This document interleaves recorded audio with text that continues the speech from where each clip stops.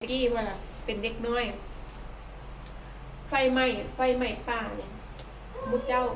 ไฟไหม้ป่านี่ดอกไฟไหม้ป่านี่มันแสดงถึงว่าไฟไหม้ป่าแล้วเด้อนี่ไฟไหม้ป่าแล้วกับฝนก็สิตกมาใส่ดินใส่ดอนวันนี้ก็สิกลายเป็นนั่น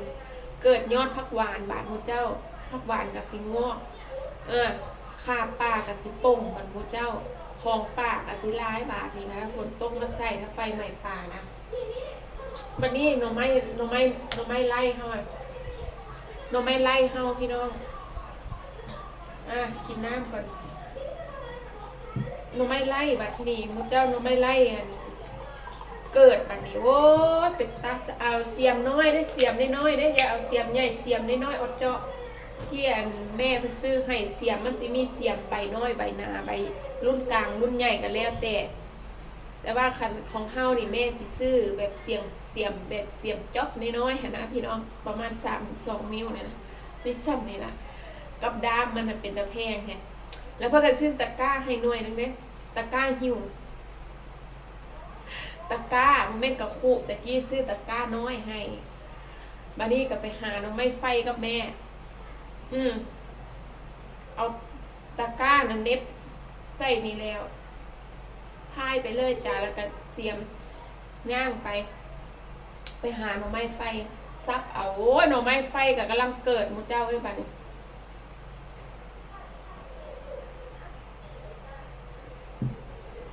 หน่อไม้ไฟกำลังเกิดจ้าพี่น้องแล้วกับบัดนี้เฮ็ดจังไดเอาบัดนี้บัดนี้ล่ะใบยะนางกำลังเกิดคือกันใบยะนางเป็นกอกำลังงามใบยะนางเกิดงอกขึ้นมาคือกันใบยะนางแล้วก็ใบเขาเอิ้นว่าใบอย่างเนาะเครือมาน้อยเครือมาน้อยผู้ใดหูจักก็สิฮู้เนาะเครือมาน้อยแล้วบัดนี้ก็ผักหวานกอดได้เด้ผักหวานแล้วก็หน้าฝนลงมาผักหวานดอกกระเจียวน้ำหลังกระสิผักหวานมาแล้วก็สิจักระจั่นมาแล้วบัดหมดเจ้าโว้ยหลายบาดนี่ของกินธรรมชาติให้หาบัดนี้พ่อได้กินพี่น้องไปย่ามใดพ่อได้กิน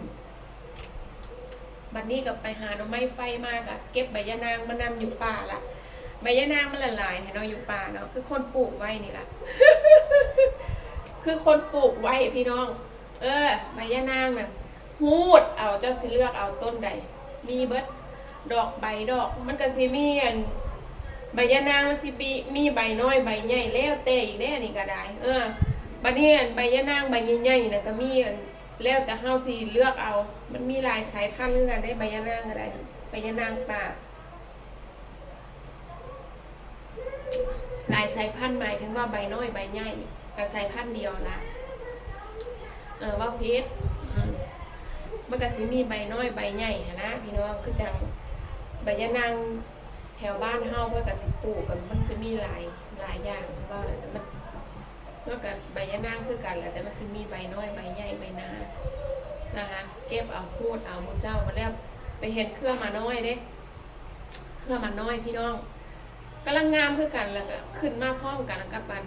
ปงยอดคือกันกับอันเครือยะนางค่ะเครือมาน้อยเอามาบัดมุเจ้าเอามาแล้วเอามาขั้นมันจะคล้ายๆวุ้นทุกคนคล้ายๆวุ้นมันนี่ซอยข่าตะไคร้ลงไปแล้วก็ใส่น้ำปลาปลาแดกหน่อยแล้วผงชูรสคันผู้ใดมีหอยนะจิ้มหอยลงใส่ไผมีปลาข้อปลาดุกต้มเอาเนื้อมันลงตำใส่แล้วก็ผสมใส่กันโอ้ยแซ่บคืออย่างเจ้าเครื่องมาน้อยวันนี้จะเป็นวุ้นของมันเองนะจ๊ะ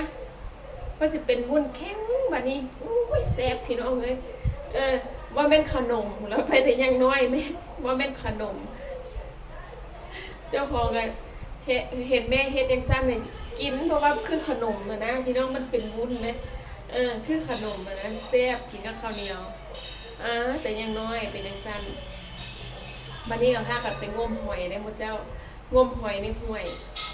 เอาสวิงไปซ่อนเด้ชาวเดือนเอาสวิงไปซ่อนเด้ห้วยมันเป็นห้วยตามธรรมชาติเลยมีหินมีอย่างมีแล้วทีนี้นะคะทุกคนมันจะมีผักหนามนะคะมันจะมีผักหนามพี่น้องมีผักหนามอยู่น้ำ ผักน้ำนี่มันเฟื่อยห่วยพี่น้องมันเกิดเองธรรมชาติแล้วผักน้ำป้ายอดงามพี่น้องมันสิอยู่ในเฟื่อยห่วยเพิ่นเด้บัดนี้ก็สิมีหมักเดือด้วยกลมๆว่าอันนี้ก็เป็นธรรมชาติเกิดเองหมักเดือด้วยกลมๆนี่ห่วยเด้ต้นเป็นหน่วยเขียวๆบัดนี้ก็เอาสวิงชาวเรือได้สวิงน้อยไปซ่อนน้ำมันห้วยมันก็แม่นห้วยเลิกดอกพี่น้องว่าเป็นห้วยธรรมชาตินี่จ้ะเนาะก็สิเพียงขาเข่าเพียงเอวละว่าเลิกก็สิซ้ำเอวซ้ำหัวเข่าไปสินะเอาสวิงไปซ่อนบัดนี้มุเจ้าปลาซิวน้อยแล้วก็กับอันกระปูค่ะได้ประจำเลยกระปูก็แมงโซ่เขาเอิ้นแมงโซ่พี่น้องแมงโซ่แมงตัวยาวๆมีปีกนะคะแล้วคนแมงโซ่มันนี่ไปซ่อนได้กุ้งพร้อมเด้กุ้งก็มาน้ำกันนั่นละเทิงกุ้งเทิงหอยเทิงหยังหอยจุกก็มีโอ้ยตะกอนธรรมชาติก็ยังเหลือหลายเราพี่น้องเว้าไปแล้วก็แล้วซ่อนไปได้บ่ว่าสิเป็นหอยเป็นกุ้งเป็นปลานะคะได้ขึ้นมาก็มาเก็บใส่กระยังใส่หยังบ่ได้ซ่อนไปเรื่อยๆซ่อนยาวไปเนี่ยตอนนั้นบ่มีปีกดอกพี่น้องเพราะมันเป็นห้วยมันเป็นห้วยน้ำไหลมันบ่แม่นห้วยมันบ่แม่นบ่อบ่แม่นหยังบ่แม่นน้ำขังนะจ๊ะมันเป็นน้ำมันไหลเขาเอิ้นคลองน้ำไหลโอ้มีความสุขหลายพี่น้องเก็บผักน้ำพร้อมเด้เก็บผักน้ำมาลวกพร้อมเก็บผักน้ำมาลวกพร้อมพี่น้องลวกกินกับป่นกุ้งพอได้กินพี่น้องเอ้ยบักหอยก็เก็บมาขังไว้สักก่อนเดี๋ยวค่อยออกกระปูน่ะที่เฮาได้มาน่ะมากินกับส้มตำนะคะแกะแล้วก็กินแล้วกินดิบเลยเด้แกะกินดิบเลยจ้ะบางเทื่อกับปุ๊กกับแกงใส่ปลากับมีกระปูตัวนี้น้อยแล้วกระปูหินนะพี่น้องกระปูหินมันทางมันเนี่ยนะมันเป็นน้ำมันน้ำห้วยน้ำหนองน้ำห้วยเฮาธรรมชาติบ่ได้มีสารเคมีอย่างละสมัยแต่ก่อนเฮ็ดสวนเฮ็ดนาเฮ็ดไผสิเฮ็ดหยังบ่มีหยังบ่มีสารเคมีบ่มีหยังละตะกี้บัดนี้ใส่โมงใส่หยังก็เอาอันครึ่งใส่กับห้วยบัดนี้ปลาซิวพี่น้องปลาซิวเขาเอิ้นปลาซิวอ้าวแม่หลอดอยู่ในถุงมันหายไปไหนปลาซิวอ้าวผู้ใดได้ถุงก็ทิ่มไปพุ่นในถุงขยะน่ะมันสิมีถุงเซเว่นถุงหยังอยู่ในหั่นล่ะที่นี่ใส่มองพ่อมันจะเอามองมากางไว้มันก็จะมีปลาซิวอ้าวติดปลาซิวอ้าวนี่ก็สิมันได้พี่น้องปลาธรรมชาติปิ้งกินกับส้มตำได้หมดเจ้าเลยปิ้งกินกับส้มตำแซ่บพี่น้องเอ้ยกินจังได๋ก็แซ่บข้าวก็บ่ได้ซื้อบางนี่ข้าวหมดเจ้าข้าวก็เป็นข้าวไม้ข้าวปลูกเองปลูกบ่แม่นปลูกใส่นาบ่มีนาปลูกเขาเอิ้นข้าวให้เนาะแต่เนาะซักลุ่มเอาซักลุ่มปลูกเข้าให้เฮาโอ้ยหอมพี่น้องหอมข้าวใหม่สะแท้น่ะหอมแฮงกินกับอันนี้ไหมกินกับตำป่นกุ้งนี่ก็สุดยอดล้ำการแหละพี่น้องไงอ้อมบักหอยข้าวก็หอมข้าวใหม่มาแล้ว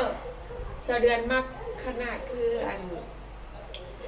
ปลูกกับหญ้าเราสิปลูกงาไว้แม่พี่น้องงาดำงาขาวมาแล้วปลูกใส่โพนไว้เด้ผู้เฒ่าสมัยก่อนบ้านไปมองบ่ได้ปลูกมันนะครับเราสิบ้านทิ้งไว้โอ้ยงาบัดนี้เอามาแกะเอามาคั่วตำพี่น้องตะกี้มีแต่น้ำอ้อยอะไรอยู่บ้านเขาภาคอีสานเขาเจ้าขายน้ำอ้อยดำเป็นป้องนะคะเจ้าใส่ถุงมัดขายถุงละ3 บาทถุงละ5 บาทก็ซื้อมาเลยเอามาตำเป็นข้าวแหลกงาพี่น้องเลยตำข้าวไหม้ตำข้าวแหลกงาโอ้ยใส่เกลือจักหน่อยใส่น้ำอ้อยเด้บ่ใส่น้ำตาลหอมบาดนี้หมดเจ้ามันงาบาดนี้โอ้ยใส่เกลือบาดนี้มันสิออกหวานๆเข้มๆมาเนี่ยหอมข้าวไหม้บาดนี้โอ้ยแซ่บพี่น้องเลยแต่ยังน้อยจำได้เลยว่ามักแห้งมักข้าวแหลกงาแม่ตำสู่กินนี่แหละนี่พี่น้องยังสมัยนี้ยังเด็กน้อยจำได้ดีเลยนะคะเป็นความทรงจำที่แบบเด็กน้อยเนาะเป็นความทรงจำที่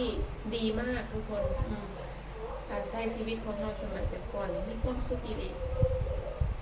ตั้งแต่บ่มีเทคโนโลยีเข้ามาบ่มีไฟฟ้าใช้ตะเกียงแต่ก่อนผู้เจ้าอยากกินแกงหน่อไม้บ่ย่างไปค่าเดียวแล้วหน่อไม้ก็สิเป็นหน่อไม้หน่อไม้ไล่เฮานี่แม่พี่น้องแล้วก็หน่อไม้หยังเนาะเขาเอิ้นหน่อไม้หยังหน่อไม้ไล่กับหน่อไม้หยังเนาะหน่อไม้บงนะทุกคนหน่อไม้บงหน่อไม้บงนี่มุเจ้าแซ่บเด้หน่อไม้บงที่มันเป็นหน่อยาวๆขึ้นมาแล้วมันใบมันบ่คือใบย่ามันเป็นหน่อแล้วใบมันสิเป็นกลมเป็นจังไดพวกนี้บ่คือกันแน่นอนกับหน่อไม้ไล่หน่อไม้บงนี่มุเจ้าโอ้ยแซ่บกว่าหน่อไม้ไล่บัดนี้เก็บแหนงมาแกงผู้ใดก็บ่เอาหน่อไม้บงนะสมัยตะกี้ออกหน่องามปานใดก็บ่เอาเอ้ยพี่น้องมีแต่หน่องามๆอ้วๆเดือนเห็นโอ้ยใครบ่เอาก็ย่าดอกค่ะเดือนซับมันต้มพี่น้องเอ้ยซับมันต้มมันหลายแฮงเลือกเอาจะสิเอาหน่อแบบใดล่างเพื่อนหน่อยาวหน่อใหญ่ฮักทิ่มก็มีอีหลีสมัยตะก่อนฮักทิ่มก็แม่นเลือกเอาหน่อใหญ่ๆอ้วๆแหนงก็บ่เอาจ้าตะกี้ซุมื้อนี่แหนงมันน่ะแฮงแซ่บหน่อไม้บงเดี๋ยวนี้มันมีอยู่แบบมันยังเหลืออยู่หน่อไม้บงมันยังเหลืออยู่บ่แม่นแม่นบ่แม่นว่าง่ายๆย่านบ่มีแหละหน่อไม้บงหน่อไม้บงแซ่บเลยทุกคนเนื้อมันจะละเอียดเนื้อเวลาเขาต้มมันสิอ่อนเนื้อมันหลายคล้ายๆกับหน่อไม้ไผ่เลี้ยงอะไรแต่ว่าหน่อไม้บงเสดอว่าแซ่บกว่าแล้วก็อ่อนอีหลีแซ่บติดใจหน่อไม้บงซุมื้อนี้มันเป็นหน่อไม้ป่านะคะยังขึ้นฮอดอยู่หน่อไม้บงค่ะแม่นว่ามีพันธุ์ก็จะปลูกไว้ล่ะพี่น้องจัก4-5 กอ4-5 กอไว้ถ้ากินความทรงจำในวัยเยาว์เนี่ยพี่น้องเว้ามอยสู่กันฟังนะคะคลิปนี้พี่น้องจ๋านะคะเอาไว้สวัสดีลาพี่น้องไปในคลิปนี้ขอบคุณหลายๆรับชมคลิปด้วยจ้าสวัสดีจ้าพี่น้อง